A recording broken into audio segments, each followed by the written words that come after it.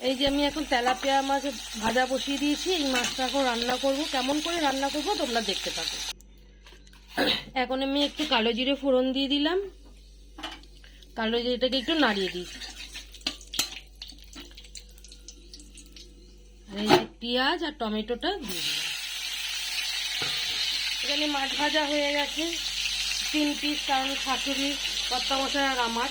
আর এই যে এখানে আমি কষাতে থাকি। পরে আমার পেঁয়াজ টমেটো এটা কষানো হয়ে গেছে। আমি এখন এই সর্ষে গুঁড়ো জলটা দিয়ে দেবো। আমি সর্ষে পেস্ট করলে এরকম সর্ষেটা ছেঁকে নিয়ে তারপর জলটা দিয়ে দিই। ছানরায় যে সর্ষের গুঁড়োটাই ব্যবহার করি, যেহেতু নেই আমি একটু পেস্ট করে নিলাম। পেস্ট করে ছেঁকে আমি দিই, মানে এই যে ছাকড়াটা আমি আর দিই না। আর এইবার ফুটলে পরে আমি একটু মাছটা দিয়ে দেবো। তোমরা কে কে এরকম সর্ষের গুঁড়ো এইভাবে দাও আমাকে কমেন্টে জানিও।